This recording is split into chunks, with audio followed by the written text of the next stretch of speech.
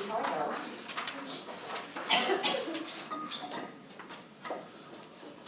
Okay. So next down we've got Martin Dreesen. That's not a good name.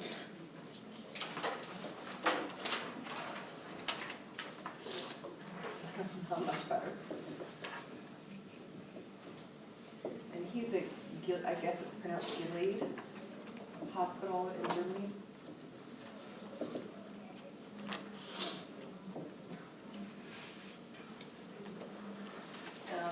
And he went through, this is in 2001. And he went through and he looked at the population they were studying is adult women with borderline personality disorder. So adult women with borderline personality disorder, so subjects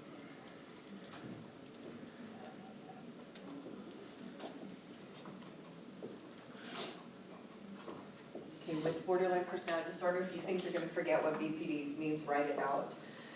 And a history of childhood abuse.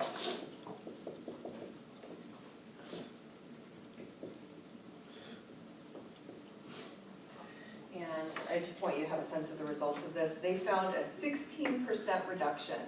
A 16% reduction on the left hippocampus and an 8% average reduction on the amygdala, again, left side only. Okay.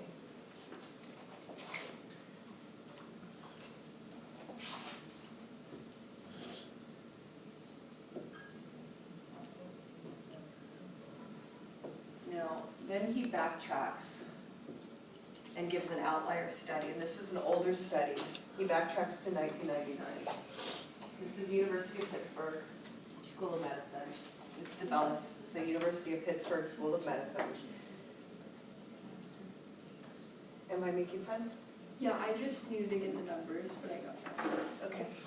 So this is University of Pittsburgh School of Medicine.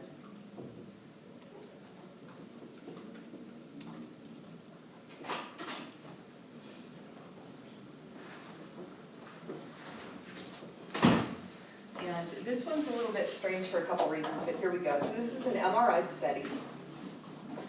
This is an MRI study, and he took 41, okay, and again, MRI studies are typically always smaller because they're expensive. So he took 41 maltreated children with PTSD. So 41 maltreated children who also had PTSD diagnosis, okay? So 41 maltreated children with PTSD, sorry, 44 and 61, just kidding, sorry, 44.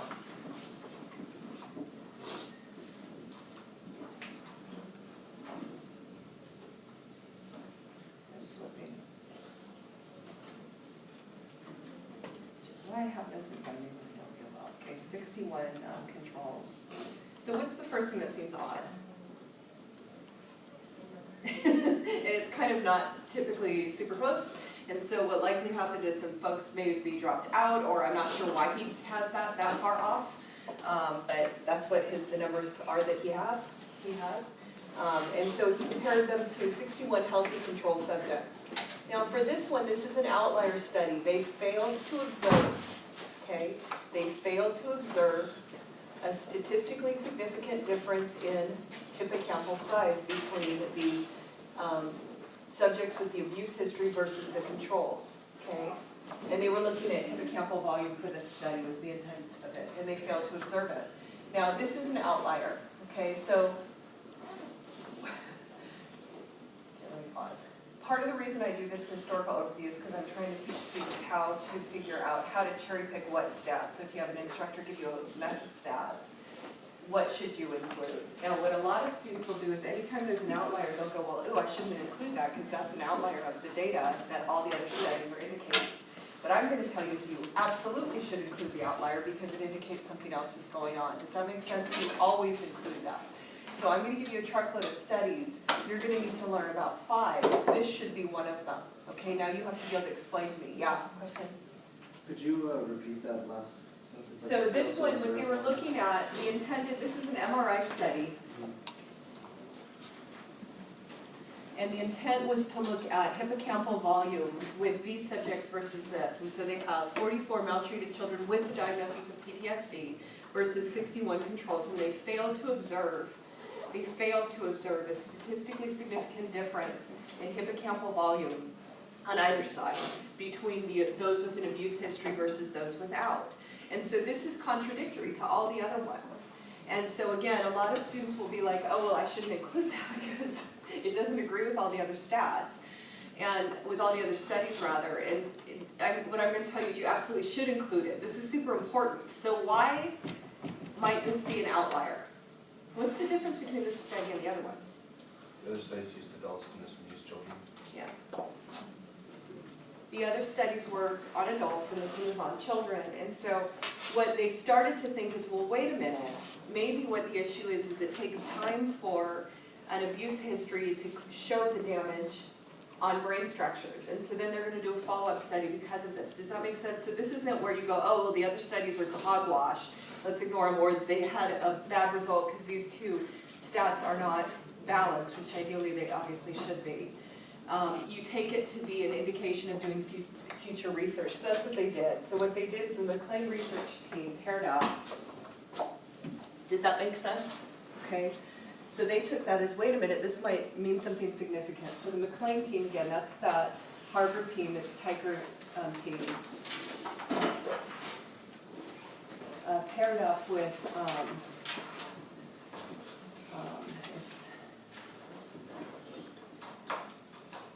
let me make sure I'm spelling her name right. It's Susan Anderson,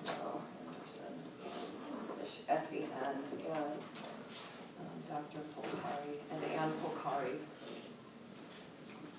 So Susan Anderson and Polcari. And so they decided, okay, this one is on children. They failed to observe any difference. So let's go through, and the other ones were on adults. Let's go through and do young adults. Does that make sense? And see what happens. So what they're going to do is they're going to select subjects between the ages of 18 to, I want to say it's 22, yeah, to 22 years. Let me make sure I don't screw up what I give you. So they're going to try to get young adults. Does that make sense for their population? So this was on kids. The other ones were on a wide range of adults. Let's get young adults. Yeah. Is that Dr. Ann Polcari? Yeah. Okay. What does it look like? I couldn't. Is it the R? The R was N or. Yeah, sorry. It's always my R's. Sadly. Okay. So this is what they did. They took 18 young adults, so 18 young adults between the ages of 18 to 22, so the N is 18.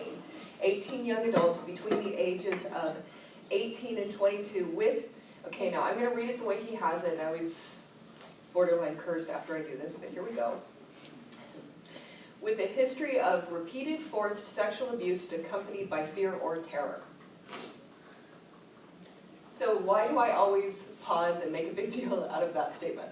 Because it's always accompanied with terror. Yeah, and it's sort of like, hello, and there's something about that just drives me crazy. Anyway, okay, so yeah, so he took 18 young adults between the ages of 18 to 22 with a history of repeated forced sexual abuse, quote, accompanied by fear or terror. And they were compared with 19 healthy subjects who were age matched. Okay, so 18 subjects with an abuse history of repeated forced sexual abuse accompanied by fear or terror, which is given, compared to 19 healthy age-matched controls.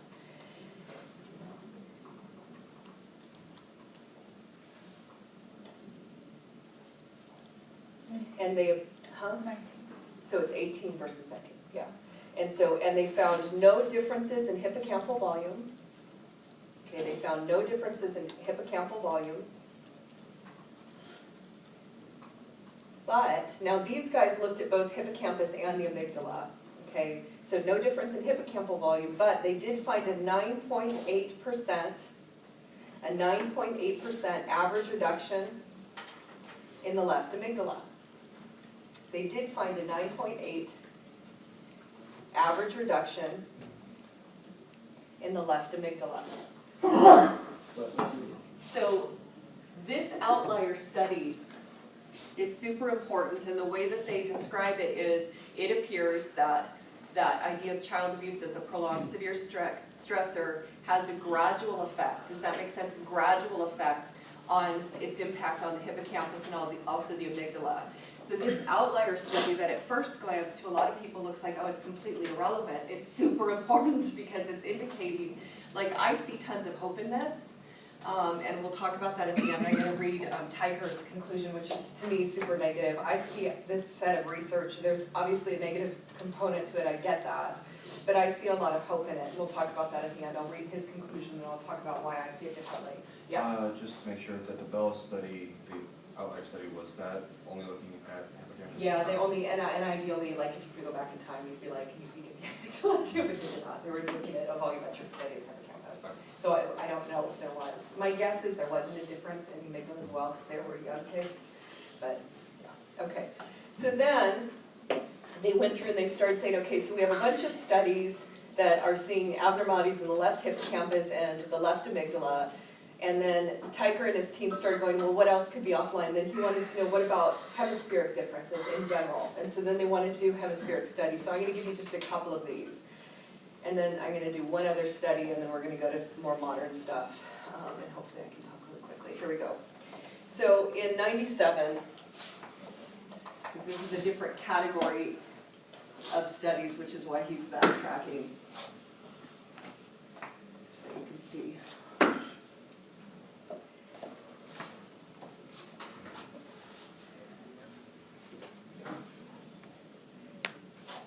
So again, this is the McLean research team. And again, that's the Harvard team.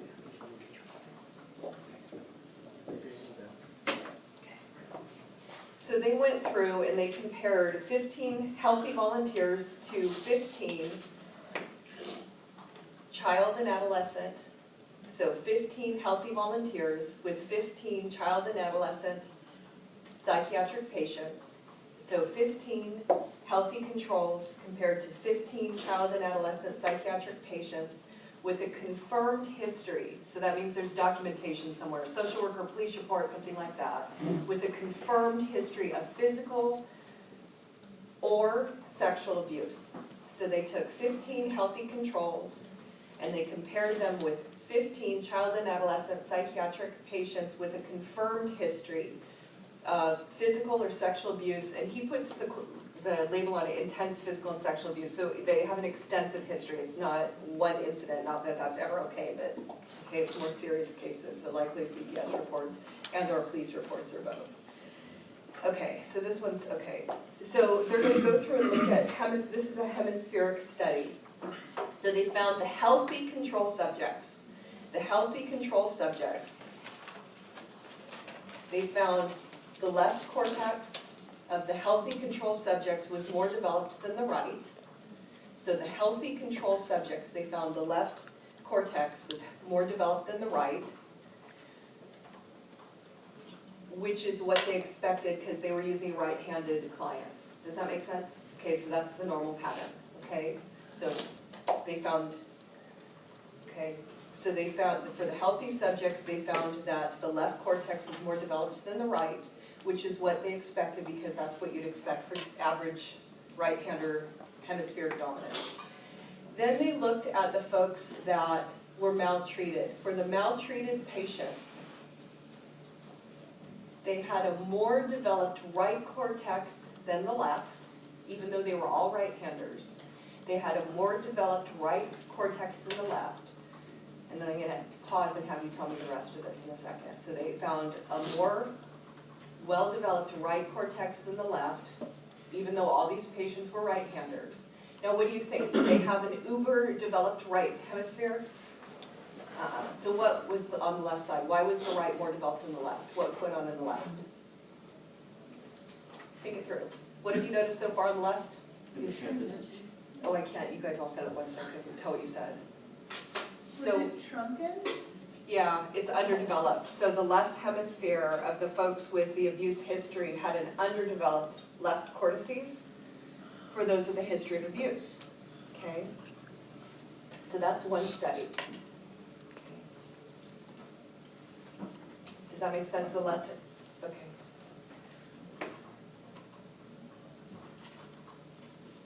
Now, the left hemisphere is specialized for perceiving and expressing language. The left hemisphere is specialized perceiving and expressing language. Whereas the right hemisphere, so the left hemisphere is specialized for expressing and perceiving language, whereas the right hemisphere specializes in spatial information and in the processing and expression of emotions, whereas the right hemisphere specializes in spatial information and in the processing and expressing of emotion, especially negative emotion. Especially negative emotion. Whereas the right hemisphere specializes in spatial information and also in the processing and expression of emotion, especially negative emotion. Processing and what emotion? Processing and expressing of emotion, especially negative emotion. So, and then for this one, and this is, I'm doing this in the order he did, and he backtracks 2 years, which I still think is kind of weird, but that's okay. I think it's because the layout makes more sense, but here we go. So one of the things they wondered,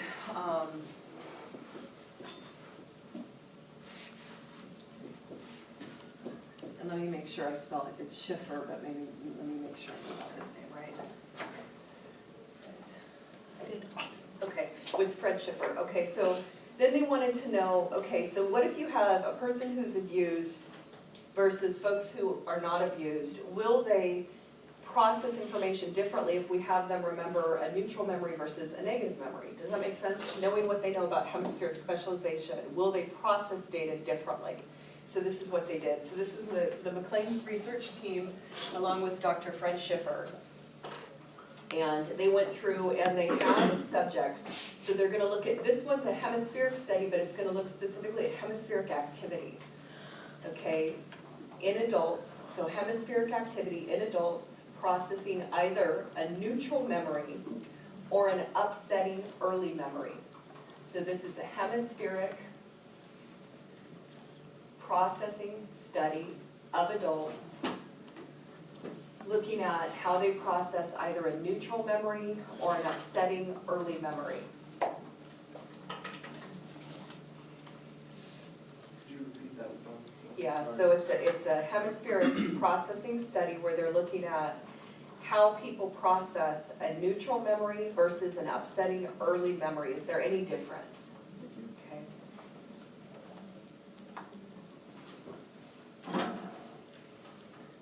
So subjects in the control group, so those without a history of abuse, subjects in the control group used both hemispheres comparably when recalling either a neutral memory or an upsetting memory. So subjects in the control group without a history of abuse used both hemispheres comparably when recalling a neutral memory or an upsetting early memory.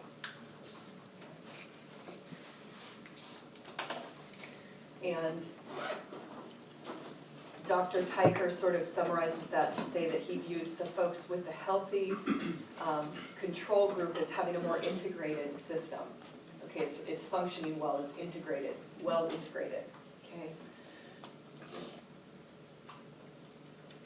Those with a history of abuse, however, those with a history of abuse used predominantly their left hemisphere when thinking about neutral memories. Those with a history of abuse used predominantly their left hemisphere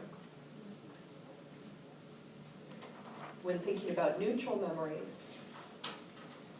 So what I said about the hemisphere and the right hemisphere is specialized in processing and expressing emotion, especially what kind of emotion? Negative emotion. So what hemisphere do you think they use when they process early upsetting memories? The right. The right, and that's exactly correct. And so when they were processing the early upsetting memories, they used predominantly the right hemisphere. Okay. So then, when looking at those hemispheric studies, and there's more than these two, I'm just giving my two favorites, okay?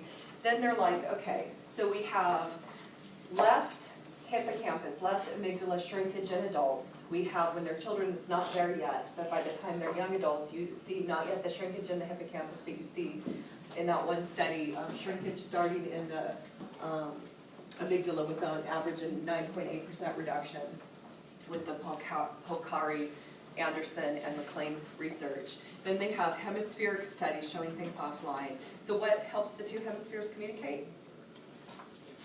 The corpus, what? Corpus callosum. Corpus callosum. So then the McLean research team is like, well, wait a minute.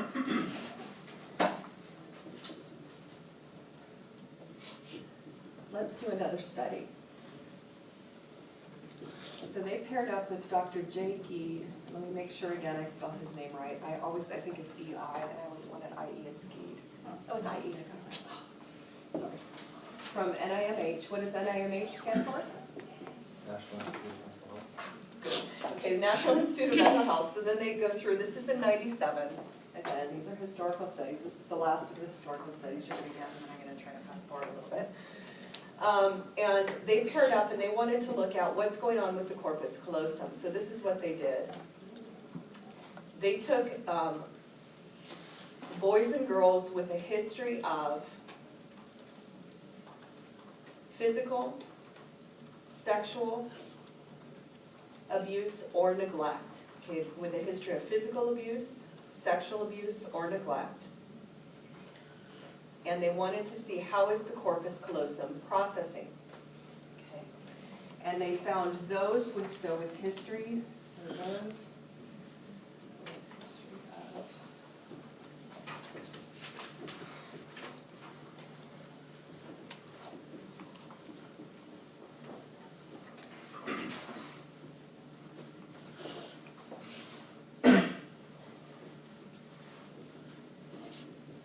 So not surprising, those who are controls versus those with a history of abuse, there's going to be a difference. And so let's look at that first, and then they're going to do a sub-analysis. Yeah? Is it just children? This is, for this one, he's looking at kids. Okay. And so for this part, what they found is, so overall, these folks with the history of abuse, the middle part, so not the whole corpus callosum, but the center part of the corpus callosum was smaller, like there was shrinkage, I guess shrinkage is the best way to put that, or atrophy in. Okay, so there was shrinkage in the middle part of the corpus callosum, so not the entire structure, but the center part of it.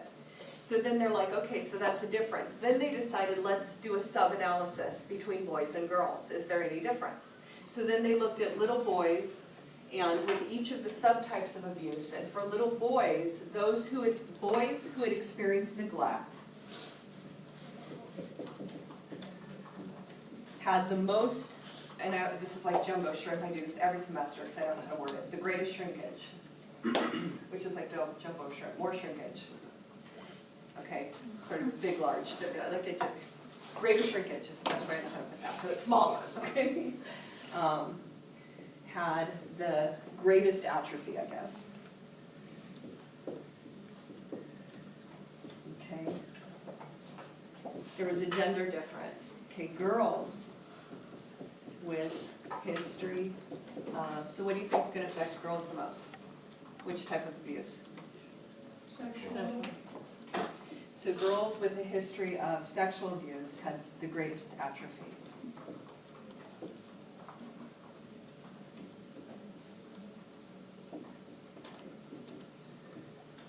There was a gender difference there. Now again, all the forms of abuse created shrinkage there, but there was a gender difference on what did the most damage. For boys, neglect did the most damage. For girls, sexual abuse did the most damage. Okay. All right, so that's of the historical ones. That's the last study I have you learn. I'm going to read Kiker's conclusion, and then I'm going to sort of talk about why I see this more positively than he does. But I'm going to read his conclusion. You don't need to write down his conclusion, but I want to read it since I'm quoting his narration. So can you see, though, how that initial, where he's sitting scratching his chin, and we were always taught, again, people my age and older, that child abuse and trauma, that those issues are like a software problem. Like if somebody says you're worthless, you're not going to amount to anything, that you sort of believe that. It's like an idea you believe in, that therapy, if you can just give them new ideas, everything will be just fine. And can you see why when he was looking at the borderline clients, why he started thinking, especially those clients, why he started thinking, well, wait, maybe there's something not firing correctly, maybe it's a hardware problem, and then how he did it each week. I love this overview because it shows you how they did each cognitive leap for every sub-area of the research, and I think it's really cool because of that. So this is what he says, and I'm going to probably butcher this reading. I hate reading out loud, I feel self-conscious. Okay, talk for a living, and I'm self-conscious talking. Here we go. Okay, so this is the conclusion he has. I see it as a pretty dark conclusion, but I'll talk about why I see more hope in this. He says, we hypothesize that adequate nurturance and the absence of intense early stress permits our brain to develop in a manner that is less aggressive and more emotionally stable, social, empathetic, and hemispherically integrated. We believe that this process enhances the ability of the social animal to build more complex interpersonal structures and enables humans to better realize their creative potential. Then he says, society reaps what it sows in the way it nurtures its children. Stress sculpts the brain to exhibit a variety of antisocial, though adaptive, behaviors. And he's saying adaptive, meaning adaptive in that dysfunctional environment, okay? Whether it comes in the form of physical, emotional, or sexual trauma, or through the exposure of warfare, famine, or pestilence, stress can set off a ripple of hormonal changes that permanently wire a child's brain to cope with a malevolent world. Through this chain of events, violence and abuse are passed from one generation to the next, as well as from one society to the next. Our stark conclusion is that we see the need to do much more to ensure that child abuse doesn't happen in the first place, because once these key brain alterations occur, there may be no going back. And I agree with that conclusion, but that's where I see the hope. Because if you understand how severe the impact is if you don't help people, then if you help them, then you can prevent all this. Does that make sense? Or at least greatly reduce it if you catch it early. And so part of why, you know, I have a choice of what areas of research I want you guys to learn, and I make my students learn this because I want people to like call the police. Does that make sense? If they hear neighbors, does that make sense? It used to be like for my generation and older, if you lived next door to somebody where you hear somebody like abusing their spouse, okay, or abusing their kids, people would be like, that's a family problem. We shouldn't call. Does that make sense? There's no problem there. I like stories, you guys know that. So when I was in college and finishing out my master's degree, I moved into a triplex. And there was one unit in the front, one unit here, and one above me. And I'm literally moving in my stuff, and a man and his wife and his little boy, they're coming down the stairs, and they're like, hi, how are you? Oh, we see you're moving in, blah, blah, blah. You know, what's your name? Don't know, what do you do? You know, that usual stuff. And I'm like, oh, I'm a counselor. And I was working as a counselor at that time. And he goes, oh, what's your area of specialization? And most people don't know to ask that, but he did. And I was all impressed, because most people never ask that. And I told him, and he's like, oh.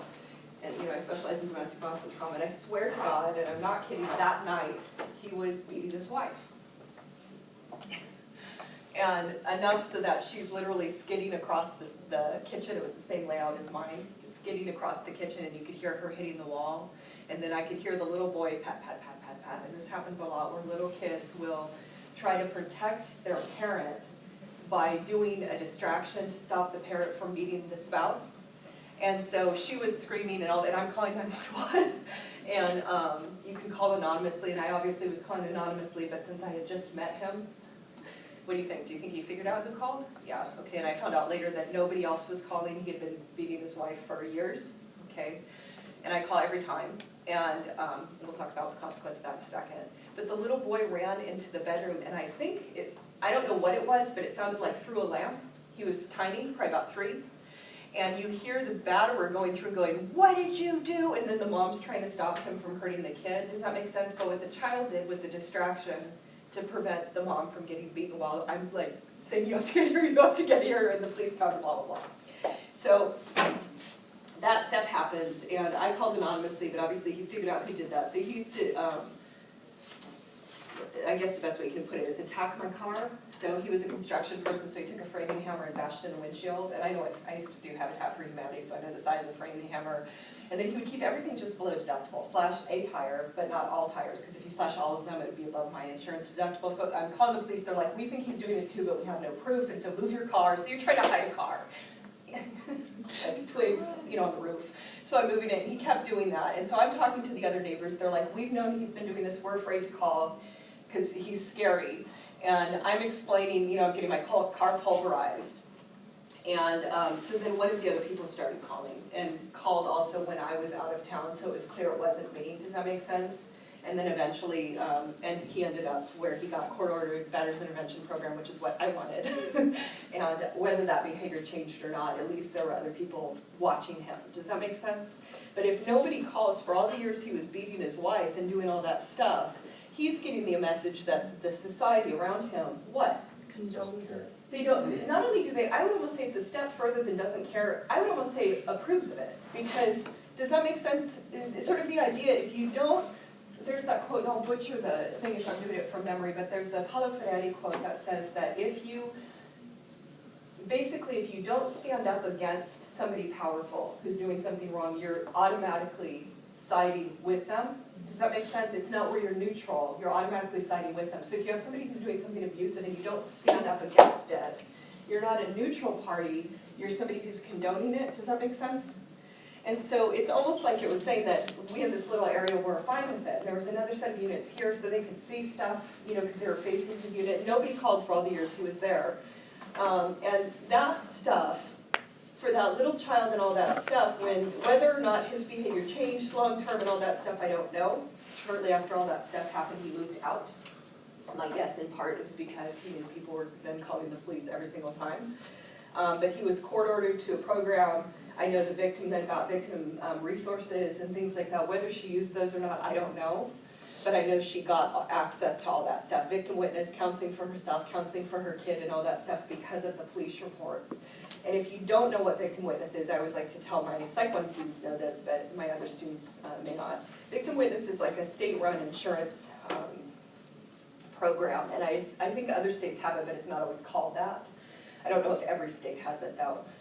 The state of California doesn't believe that victims of violence should have to pay for medical expenses, counseling, and things like that from somebody who hurt you. So if somebody is like a victim of a carjacking, if they're assaulted, a mugging, a victim of domestic violence, child abuse, things like that, if there's a police report, if there's some kind of an arrest or something along those lines, you're eligible for a statewide program called Victim Witness. And it has nothing to do with, sometimes people think it means that witness protection. That's not that, that's something totally different. It doesn't matter, you could live in Atherton and you still qualify for it. So let's say if I had a client here who was assaulted and let's say her nose was broken or his jaw was broken. Let's say he had insurance, but the insurance only covered part of it. Victim witness would pick up the rest. The doctor would send the bill to victim witness. Does that make sense? And they'd cover it. Let's say they had no insurance, it would cover it. So for primary victims of domestic violence, at least when I used to do the work, I have no idea what the stats are now, it was $10,000 for each primary victim, and secondary victims at that time was $3,000. I think now it's $5,000, but when I was just leaving that work, they had where, you know how there are government programs where people never, at the rate they're collecting money, they never apply for as much as what's there. So when I was leaving the work and switching to become a teacher, at that time, for a period of about 1.5 years, they were actually giving secondary victims $10,000 instead of $3,000 because they had extra funds. They get the funds because, you know, when you get, if somebody gets arrested, they have to pay court fees and all that stuff. A percentage of the court fees go into this pool of money. The abuser, whether it's a mugger, a rapist, a batterer, they never know if their victim checked out that money. Does that make sense? There's no ability for them to know that. But you have to open the account within 1 year of the assault. There are exceptions, like let's say a police officer told you that, if somebody, you know, was arrested, but you forgot, okay, because people are stressed out, but you're just realizing, oh my God, I think somebody told me that. If you know anybody who's ever been hurt, hopefully not, but if you do, if you go to victim witness and say, my teacher told me about this today, can you see if they can make an exception? Sometimes they can, and a lot of times they can. I used to be able to get accounts opened up way past 1 year because they didn't remember, they truly didn't, they were so traumatized, even the police would have told them. It'd be understandable why people would be traumatized. So they would work around to try to assist them. So for me, I see a lot of hope in this because if we as a society can choose to consistently call the police and all that stuff and get people into programs, then we can prevent kids like that little adorable 3-year-old little boy, Curls, who's so cute. keep him from being able to have to suffer, does that make sense? Okay, and sometimes it's where the victim may not leave right when, obviously, the first set of calls happen or things like that. On average, victims leave and go back about 7 to 9 times before they leave permanently, is the average. But each time, they're getting more information about how to leave safely and all those kinds of things. It helps. And they're also being given resources. So a lot of times victims will go to counselors and have the kids in counseling for a little while before they leave. And that helps to reduce some of the stress on the child as well. So every time there's a reduction in stress, I would submit that's going to help to reduce some of these risks here. And so I see it as more hopeful than they do. I get that it's serious, obviously, with the alterations that can happen. But I want to show you this. Now this is tiny font. I didn't type this. This is off the net, but I want to show you something. These are ACEs. This is an ACEs study. And ACEs are adverse childhood events. So it's called an ACEs study.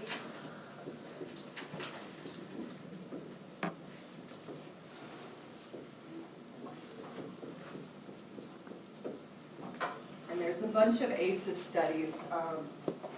This particular one is the one that I like to do. This is 2006. Because this one was a pretty decent one. So the N on this is 17,337. Sure I got that right. 17. So it's a big N is why I like this one. Okay. Now I want you to show you. You can't read that. You're like, hi. Okay. That off. So I can get this in focus. So I don't need you to write all these questions down, but I want to show you how they determine what is an adverse childhood event. Does that make sense? Because it's like, how do they define that? So this is the actual questionnaire they used. So for emotional abuse, okay, I don't have glasses on and I'm blind as a bat. Is that sort of a focus? Is it? Yeah. Is that better? Yes. Okay. So for emotional abuse, they ask things like, did a parent or other adult in the household often or very often swear at you, insult you, or put you down? And so they would just be answering yes or no. Does that make sense?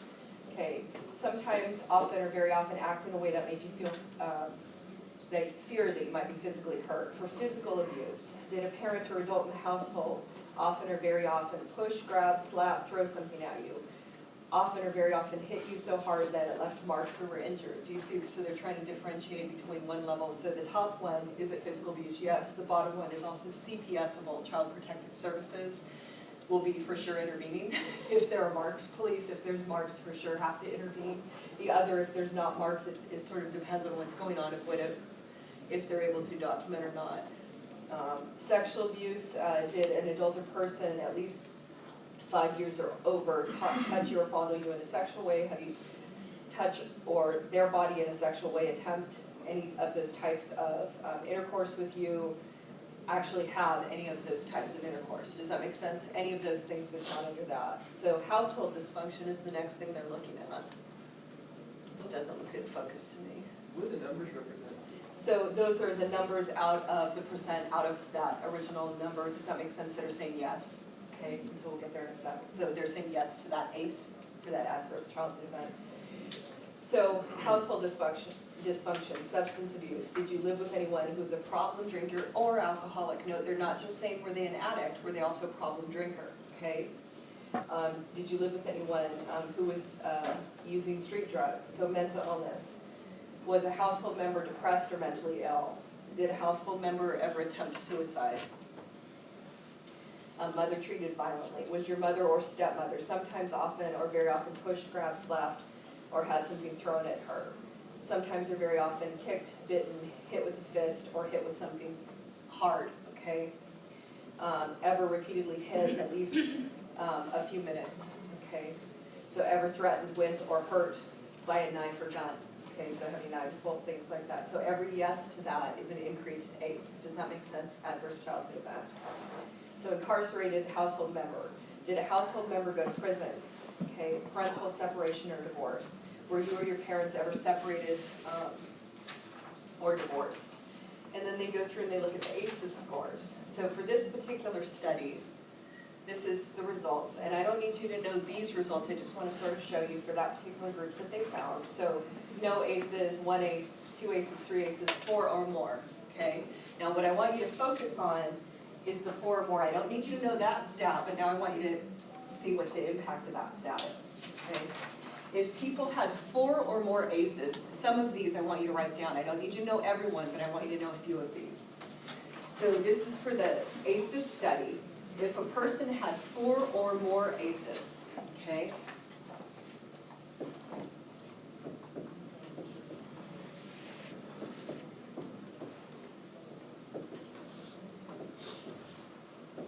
And we're going to look at what's their risk of a bunch of things. And I'm not going to do every single thing in here, but I'm going to do some of them.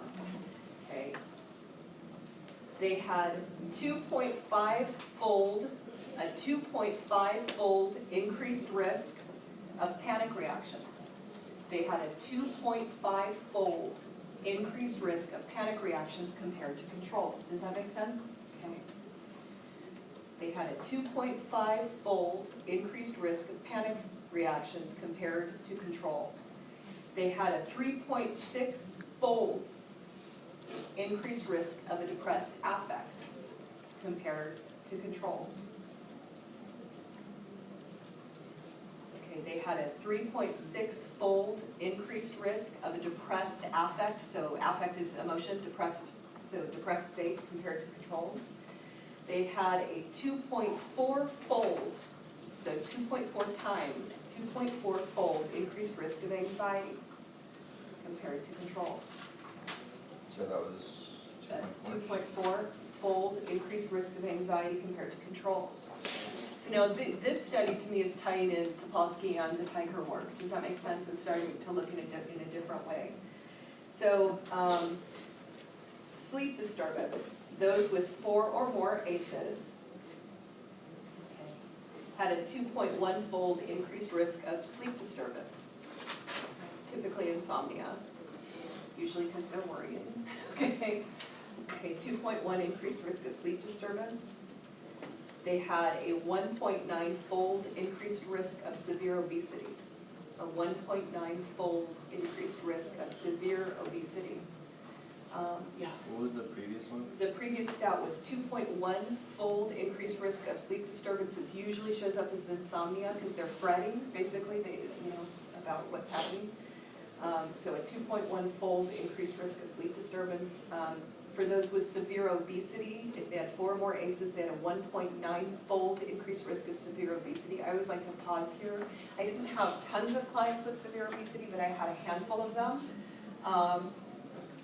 Who were morbidly obese, and all of the clients I had, it's a small n, it's under 10, but all of the clients I personally worked with, and I had my colleagues in the agency when I was working as an intern had other clients, and all of theirs as well, but it's still a small n total. All of them had many ACEs, and many of the clients had severe history of early childhood abuse and especially sexual abuse. Now this isn't true for everybody who's morbidly obese.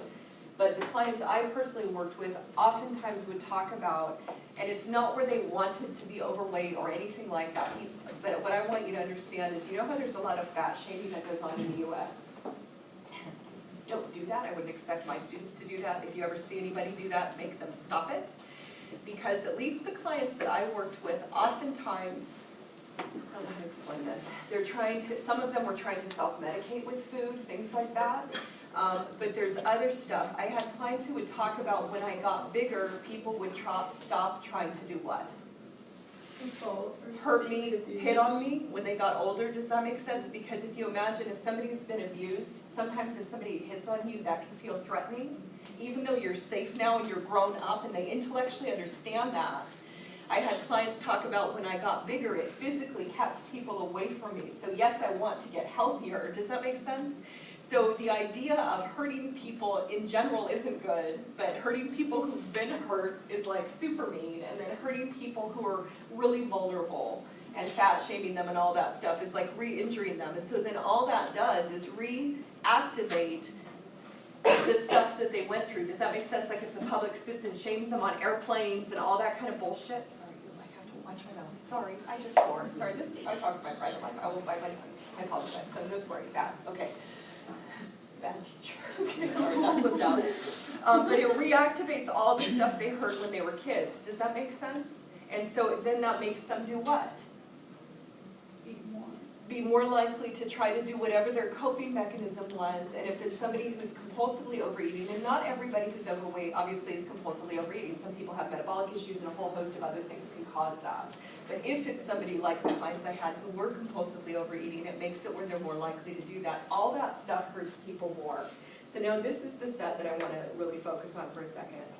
So if you have 4 or more ACEs, you're at 1.8-fold increased risk of smoking. So 4 or more ACEs, a 1.8-fold increased risk of smoking.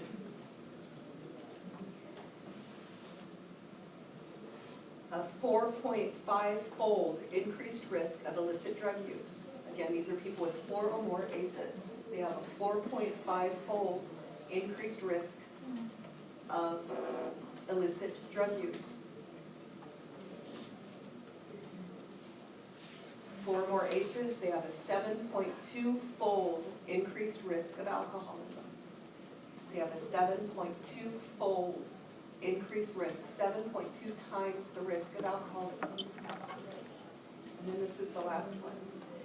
So injecting drugs, IV drug users, if they have 4 or more ACEs, they are 11.1 times risk, 11.1-fold risk of being an IV drug user. So when you think about people that are using, supposed hardcore drugs and all that stuff, what they are my former clients. They're clients that are hurt. Does that make sense? And so if you understand that, where people are like, they're just, they're just choosing to use drugs and blah, blah, blah. And typically their level of abuse is severe because it's 4 or more ACEs. Does that make sense? Is what that stat's based on. Any kind of abuse is hard, but it's not like 1 ACE, it's 4 or more. So one of the things Father Manuel, when I was at Santa Clara, obviously a priest, used to always say is he would say that people who, and he would say this literally the way I'm going to say this, and when I was a young person, I was kind of like, well, I think that's kind of overstatement because I would sort of argue with everyone. And the older I get, the more I think he was exactly right. He said the reason why, and he was looking at the table and he was gesturing to all of us, he goes, the reason why you guys are not addicted to drugs or in jail or those things is because you didn't have to be. And I'd be like, what do you mean? And he's like, you had at least 1 witness, does that make sense? 1 safe person, or you didn't have abuse, or you didn't, does that make sense? Something went right somewhere in the upbringing. And that's why you don't have some of those problems, some of the clients, because he was sending us out on the Eastside Project with clients that were really struggling. And he's like, if people have many adverse childhood events and no safe people, does that make sense reflecting back somewhere? A teacher, a priest, it could be a rabbi, does that make sense? Somebody, somewhere reflecting back. He said they're more likely to end up in jail, and he would talk about some of the clients, because he used to work in jails as well. And he would talk about that when he would think about the clients, because he worked mostly with, if my recall is correct, mostly with clients that were like on the floor I used to work with on 7C that were accused of murder. And he said when you would go through and look at what their level of abuse was, he said I would have tears streaming down my face. And he's like, most things don't cause me to have a reaction, but when you see what they've been through, he's like, I'm not saying murder's okay. He's like, let me make this clear. And he's like, but it's horrific levels of abuse that most of those folks had been through. And so, he wasn't saying that society should just be like, oh, you can be free, it's okay, murder's okay. He's not saying that society doesn't have to protect people from dangerous people and all that stuff, but what he's trying to advocate is what I'm trying to advocate is that idea that as a society that we protect children. When you protect children, there's much less pain in the world and life works better. Yeah. Why is there such an increased risk for specifically IV drug users? I think it's, see, every time I go to do this, Jose Bautista shows up in my head like this, because this is me pontificating on what I suspect, but I don't know a study that broke that down, and it would have to just be where you're trying to interview people and guesstimate, so I don't know a study that addresses that. What I suspect is if you think about, we're going to start talking about the 6-form intolerance in just a second. IV drug use, when you shoot up, you have 100% bioavailability. It doesn't mean all the drug gets to the brain, but it goes in fast. Increased risk of addiction, all of that, but increased instant ability to numb out pain. And so if you've had tons of pain in your life, truckloads of flashbacks, horrific things happen to you, then when they're experimenting with different drugs, they're already at increased risk for using those. But then if they do shoot up, it takes that away. and it numbs that out. And so I think that if you have been through horrific pain, getting rid of that would be something reinforcing, even though the desire to use illegal drugs isn't there in the client, because I've worked with clients that use drugs IV. They never like, oh yay, now I get to use drugs IV. It's more like they got hooked because they were trying to self-medicate. And I think that form of self-medication is particularly effective to get rid of that pain. Does it get rid of it permanently? No. And do they get a whole host of health and side effects and things? Yes. But in the short term, it's an effective way and immediate to try to make that pain go away. Okay. All right. So I just gave you like 9,000 studies. If you're like most students, the level of terror should be through the roof of, oh my God, is she going to make us learn all of those? The answer is no. But you're going to have to learn a lot of them. So that's the end of Essay 1. So draw a line right at the end. Okay. So this is a combination of the Sapolsky stuff plus the Teicher stuff plus the ACEs stuff. So this is what you do. So the stress continuum and all that Sapolsky stuff should be there. Hypercortisolemia, does that make sense? Damage to the hippocampus, what that means, all that stuff. What's the internal, external effects of child abuse? All that first part should be there. So you should know at least one stat of child abuse. That's where I started with the Teicher stuff. With the Teicher stuff, you should know internal and external effects of child abuse. I gave you a bunch, no maybe like 2. Does that make sense of each one? So internal effects would be like depression and PTSD, etc. External would be, I don't know, delinquency, and then he put substance abuse there, substance abuse, etc. Does that make sense? So I gave you like 4 or 5 for each, maybe do 2 and then just write etc. Now he based his entire concept of trying to figure out, could there be a hardware problem and not a software problem on what population? Clients with? Borderline personality disorder. So would it be important to define borderline personality disorder? Why, yes, yes it would. So you should be able to say that he, after reflecting about clients with borderline personality disorder, and then say cardinal feature, unstable sense of self, extreme black and white thinking, and do a couple symptoms, it should for sure say unstable sense of self, okay? That he then thought maybe there's a hardware problem, and after reflecting on these clients, he focused on 2 brain areas, the hippocampus and the amygdala. Now, why did he focus on those 2 brain regions to do with those clients? Do you remember? Without looking at your notes. The hippocampus allows you to do what? So it's important for memory. It does consolidation from short-term to long-term memory. So he was thinking maybe when they're going back and forth, I love you, I hate you, I love you, I hate you, that maybe they're forgetting in that moment that this is a safe person here. And then for the amygdala, why did he focus on the amygdala? Emotional. That deals with core base emotions like intense fear, aggression, things like that. And it deals with the emotional content of significant memories. Not the whole memory, but the feeling state. So if something's triggering for them, he thought maybe that brain region is activated because trauma is a significant memory, obviously. That gets seared in there, the feeling state. So that's why he focused there. Then you're going to need to be able to tell me of all that Teicher Lit review. I gave you tons, 5 studies. Okay, so I'm going to walk you through to figure out how you do the 5, but the reason why I walk you through is that when you transfer to 4-year, you know how to do this. What will happen in 4-year, again, just like, and that's the reason I told you that Dr. Foster story at Santa Clara, they won't tell you anything. They'll just lecture at you and you'll be writing notes going, Holy Mother of God, what's the test going to be on? And if they're like my profs, they wouldn't tell us multiple choice or essay. I had a social psych prof who I just adored, and we had 4 supplemental readers plus the textbook. He never talked about the 4 supplemental readers. All we knew is they had to be done. He never mentioned them. So we didn't know, like, is it an essay for each one? We didn't know anything. So you just sat and read them and highlighted, assumed there's going to be an essay, and then you also studied as if there's multiple choice, because they wouldn't tell us anything. And so when you hear people lecture and it's a short, concise topic, in your notes you always write a bracket and say, likely a S. When I say this, I'm afraid you're going to think I'm essay for short answer. I'm not saying this word, okay? I'm saying this, okay? You write in the margin, this is likely a short answer, okay? Then when you hear them lay out a huge thing, like if you think of the Sapolsky stuff, and then I go into the Teicher stuff, that's huge. So that's obviously a giant subject. So what you would do is you would do a huge bracket and you'd say likely an essay. And then at 4-year, you may get 5 different topics that may be essays.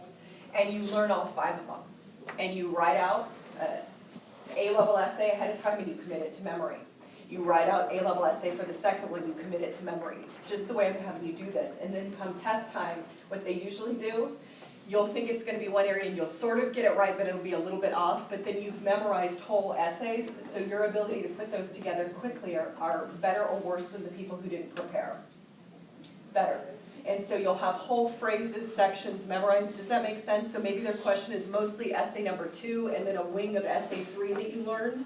And then so you're writing out essay 2 and then you're weaving in components of the other essay you've prepared ahead of time and you've just got it memorized. And then you kick butt, everyone else is sitting there trying to figure out how do I answer this, but you've thought it through ahead of time. Does that make sense? And you studied ahead of time. So your job as a student is to try to second guess your prof. As a general rule, the younger the prof, the harder they are.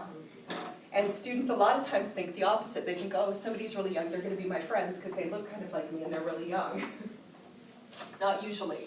Younger profs are usually harder because they just got out of grad school and they remember how what? Difficult. Hard it is. And so they're trying to prepare you. So that doesn't mean only take profs that are just about getting ready to retire or something like that. And some older profs stay just as difficult, okay? But as a general rule, you want a mix of people with different focuses in terms of their education, also different age groups, because you're going to get your skills built up faster. So when you're trying to figure out how many studies do I learn, if they give you a mess of studies like I did, the minimum you learn is 5. You just assume it's going to be 5, and then you memorize 2 additional ones so that if you have extra time, you can add those in. Does that make sense? But you assume a minimum of 5. So I just gave you a bunch of them. So what do you think? The first study where he's talking about the TLA checklist and then what the checklist was and then his application, his very first study, would that be an important one to learn? Yes. Yeah, because that kicked off all the research. Does that make sense?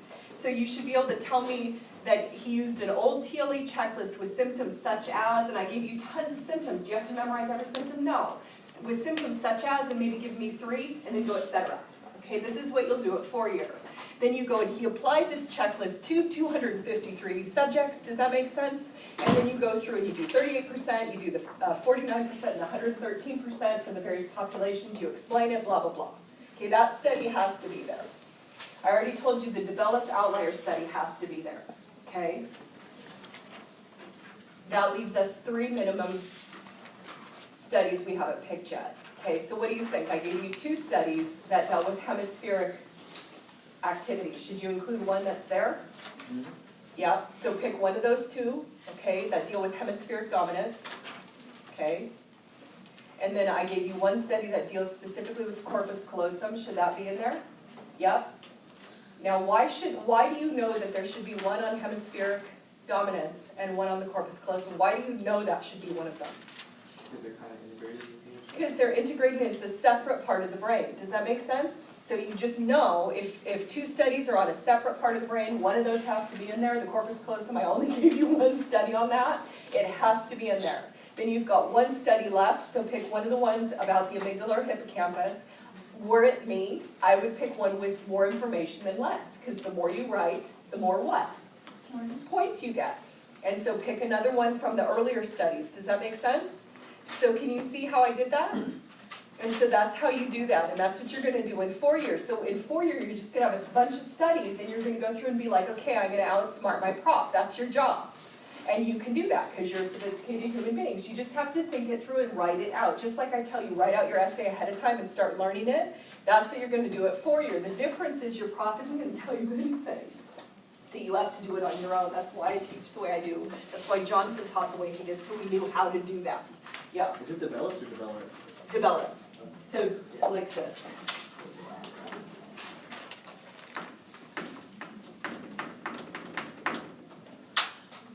And it's University of Pittsburgh School of Medicine.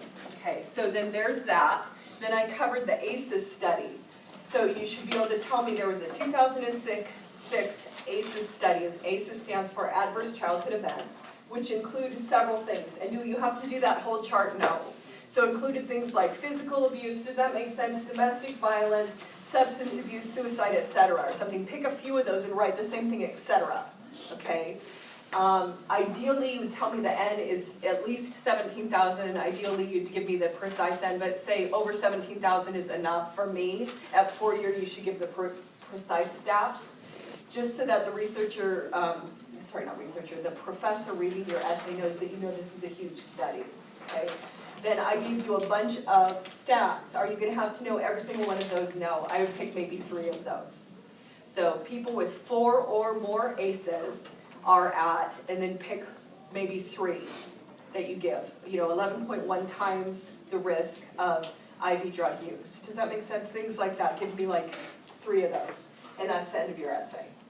Okay? Sorry, are we including the stress continuum? Should we? Yes, that's, I started there. So you do that whole thing, that you don't reduce at all, because I did that as tight as I can. And honest to God, if you saw like Sapolsky's original work versus how simplified I had it, he'd probably cry. Like, don't tell him.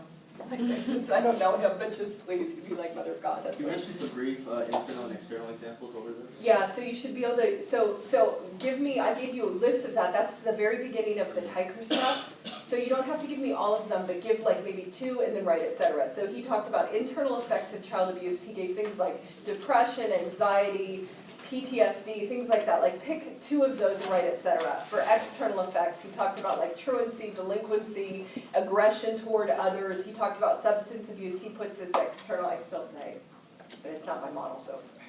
But he put substance abuse as an external effect. How many of you guys think it's more internal?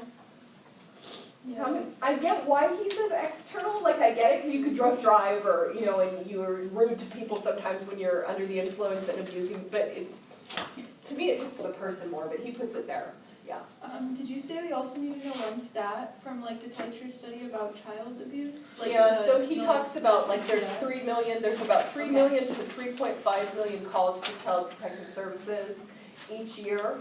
And then of that, about 1 million require like detailed follow-up, and what he's meaning by that is like where CPS is likely to like pull the parents out of the home or put them in like a very detailed parent accountability program versus just coming in like, if I had a parent and I was a social worker and I get a call, you might come and just interview them and then you go move on because it doesn't seem like there's enough evidence. In about 1 million of those cases, between the 3 to 3.5 million, they have to do like some kind of extensive follow-up, either pulling the kids out, requiring the parent to do a parent accountability program like I used to teach, things like that, yeah. When we're describing the transient severe stressors, do you want us to describe the descriptions of sympathetic and parasympathetic? Yeah, so you should say the sympathetic nervous system, SANS, also known as fight, flight, freeze response, has numerous changes, and then do you have to do all of them? No, again, do like 3, and then etc. And then the PANS kicks in. Parasympathetic nervous system, PANS, known as the feed and breathe response, and that will cause pupil constriction, heart rate and respiration to decelerate, etc. Okay, yeah. Should we include the examples about like the gazelle? So, yeah. Okay. So when I say the first part, this All of Polsky it? stuff, you're trying to get all of it, you're just gonna dial down and shorten up the SANS and PANS. So this is a long essay.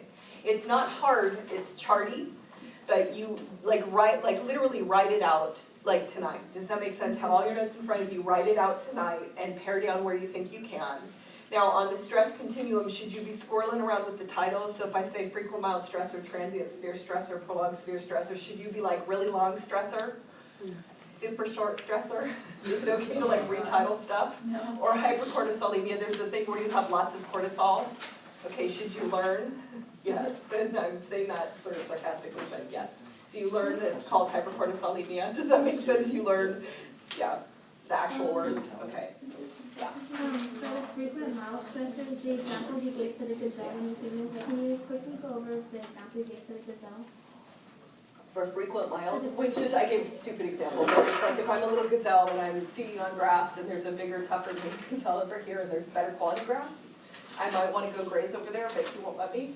So it's stressful to me, does that make sense? Because I might get sort of pushed around a little bit. It's just like day-to-day gazelle-based nonsense. Being bullied by bigger, meaner gazelles, yeah. Sorry. They're like, come over here, go away. peer pressure in a Gazelle forum. Okay, yeah. So the frequent mild stressor, that's like day-to-day stress that's irritating that the body can handle? Is that, Yeah, like fine? And it's frustrating, so running late for Okay. work and having to grade 4 million blue books. Okay, and You're that's, sick. that's good for the definition and then the example for, Yeah, and okay. then example for each. And so you're literally like, I would draw it out as a continuum. That's why I do it that way, because I think you can do it shorter. Yeah. Yeah, Can we okay. do it that way on the exam? I would do that. Okay. 'Cause- And I do it that way, because I think you can get the data down faster.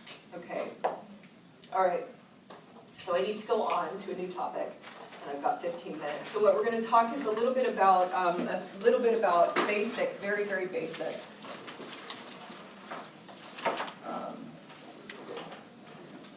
Like pharmacology. Technically psychopharmacology, but still. Okay, so let me go through and do a couple things. I need to do sort of basic definitions of administration and some other things. Now this stuff, what do you think of this, if they're short definitions and simple concepts, may be possible what? Short answer. Does that make sense? Okay, so we're going to start with administration. Administration refers to how a drug is put in the body. Administration refers to how a drug is put into the body. Administration refers to how a drug is put into a body. Most drugs have a fairly specific intended area of focus, intended area of desired area where the drug should have an effect. Area of focus, I'm not wording that particularly well. That's called the site of action. The site of action is the area of the person's body that that drug is intended to act upon. Now, it doesn't mean that the given drug may not have side effects in other ways. It doesn't mean that that may not happen, but every drug has an intended area of focus, and that's called the drug site of action, okay?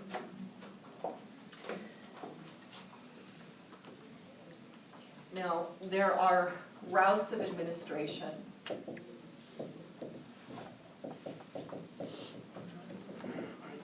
And there's two major subdivisions and there's sub-examples, so we're going to start with the first.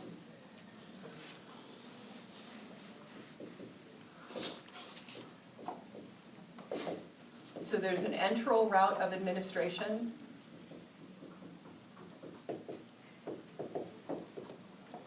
So an enteral, so make sure you can read my writing, is E, N is in Nancy, T, E, R is in Ralph, A, L, enteral route of administration.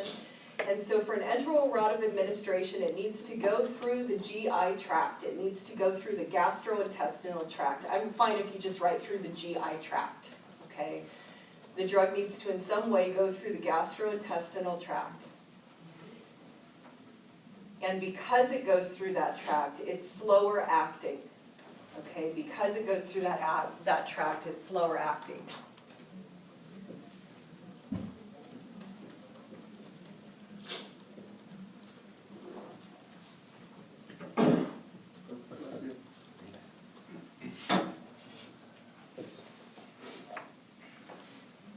So the first example of an enteral route of administration is called per-os. It's per, and then the second word is os, per-os. And per-os means by way of the mouth. Okay, so a per-os route of administration is by way of the mouth. Like if you take an aspirin, it's a per-os route of administration. Okay. So this is slower acting than, say, an IV drug, okay? Because it has to go through your GI tract. It's like how fast just break it down, all of that stuff, okay? So sublingual is under the tongue, okay, is where you're like dissolving something under the tongue. So for example, if you guys know what Arnica montana is like an herbal little beads that you dissolve under your tongue and it helps you deal with like bruising, huh? It's like a silica condom, right? It's like a what? A silica condom? Oh my god, I don't even know that. I just know how it works. I don't even know, so you know more than me there. I don't know.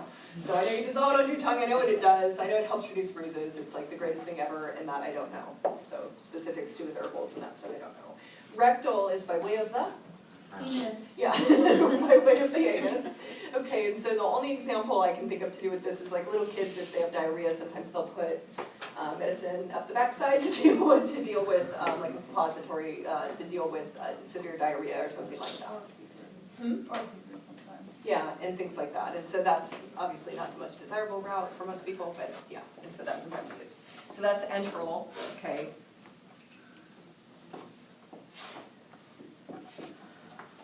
The second major route is a parenteral route of administration. And this is where basically a drug is administered into the body by means other than the GI tract. It's everything else, okay? So a drug is administered into the body by other means than the GI tract, everything other than the GI tract, okay? Sometimes I'll say, you know, in a manner other than the GI tract, such as intravenous or intramuscular, to give you a hint to try to help you remember, but it's like everything other than the GI tract is the way you want to think about this one. And there's a ton of subcategories. I'm going to give you a few of them, okay? So number one is subcutaneous, okay?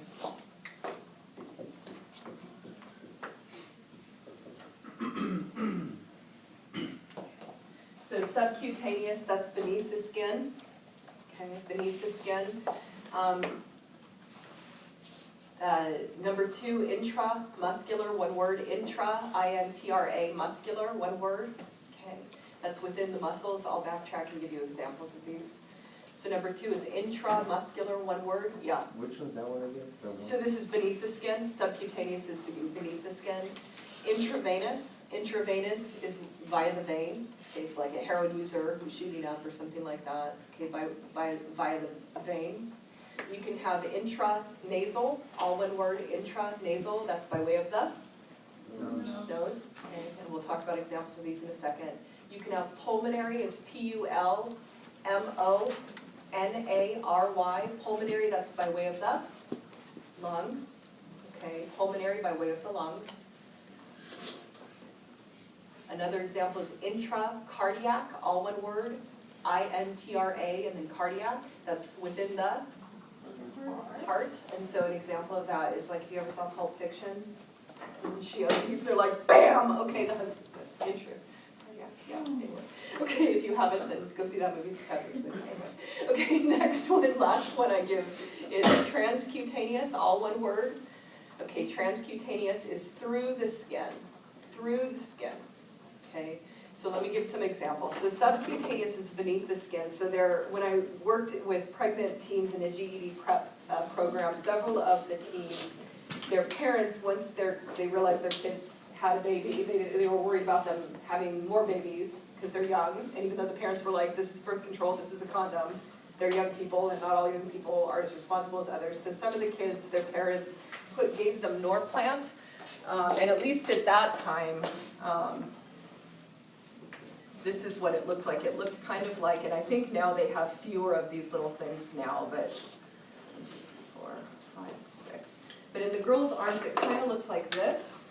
It was 6 little slow acting where it's leaching out hormones. It's basically like the pill, but it is under your skin and it's slowly leaching out hormones to prevent pregnancy. And most of the young ladies had enough adipose, enough fat tissue that if they put their arm like that, like you couldn't see it. But there was one of the girls who was very, very thin, so when she put her arm like that, the reason why I know it's in a fan shape is because I could see it, which would have freaked me out to have it under my arm, like where you could feel it would have just, sorry, for me. Yeah, that was my reaction. I was like if you can't feel it, I would have been fine, but if you feel like lumpy things. So that would be an example of that. For intramuscular, the only example that I know from my mom talking to me is back if somebody got exposed to rabies, they used to do rabies injections, like if you got exposed to it in your muscle, and she talked about that, it really hurt They the do that climate. with EpiPens too, don't they? Oh yeah, EpiPens, oh that's a great example, thank you, bless you. Okay, that's a better example, EpiPens, okay, into your muscles. And then intravenous would be like a IV drug user, is the easy example of that. Intracardiac, Pulp Fiction, into the heart. Transcutaneous would be like a nicotine patch, or they can also do like, there's some birth control and things like that where it's like leaching through, it's sticking on the skin but it leaches through. Intranasal is like if somebody's doing like a Flonase or something like that, yeah. What about like through the eyeballs, like acid or? I don't, through the eyeballs? Eyeballs, acid. In Psych 30, you learn that as a form of like how you can, some people like drop like alcohol drops in our eyes to get like drunker faster and that you can. Oh, yeah, you talked about that, yeah. That one I didn't teach. I taught that some people doing stuff up the backside, because I had clients that did that. The eye thing though, Yeah, the I one, yeah. yeah. I don't know what that one's called. It's intro what? I don't know what that one is. Intraorbital? Intraorbital. I don't remember. I know he talked about it, Yeah. but. What was the one for the heart? Is intracardiac, so like so where you're injecting straight in the heart. Okay, so now what we've got, and I've got 5 minutes. Obviously, I can't get through this whole essay in 5 minutes, so here's the deal. We are gonna start it, but let me, so officially, your test, part A, is officially listed on the 21st, and I'm gonna move part A to the 26th. Now, there's good things and bad things about this, okay? The good part is you have more time for the multiple choice. The essay stays where it is. The bad part is you have both parts in 1 week. Okay, it's not with a weekend between, but I think it's gonna work better for you to do it this way, okay? Does that make sense? Okay, so what that's gonna do is then give me 2 sessions. I'm not gonna need both, I don't think, because usually I get through almost all of this in 1 session. I'll probably have about 10 minutes in the next session, and then I'll start a film for section 3 to get you ahead, but that gives you extra study time. Now, the deal is you have both your essays, so you should be studying those, on tape, all that stuff, okay? And again, it takes a while, so spend extra time studying that. I've got all the people who took their test on time have had their scores. The makeups I start this weekend. You guys will have your makeup scores before your test. I promise it's coming. I'm working on the other classes that took their tests on time. I do makeups after.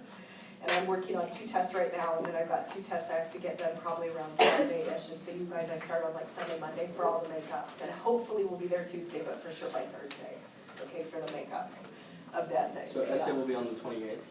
Yeah, the essay stays where it is on the 28th, so through 28th, that stays where it is. So right before spring break. And the good news is you get everything done, and then you get to go and be on spring break and be like, woohoo, no, and study physio the whole time. But you don't have to for a test, okay? So what I'm going to do is I want to start this. So the 6 forms of tolerance, I call that essay Dr. McTibbs. I think it's easier to learn it.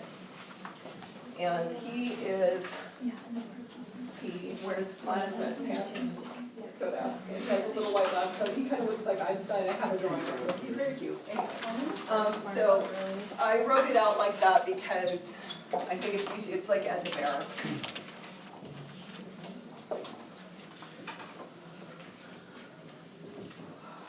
So the first thing you learn, and I had to put an I to make it so it's a word, so you just,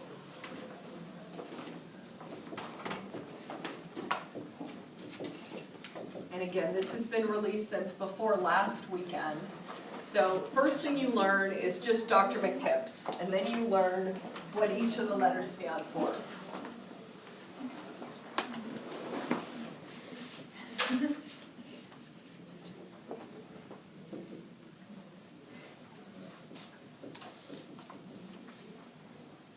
This one's going to be the bulk of your essay. Okay.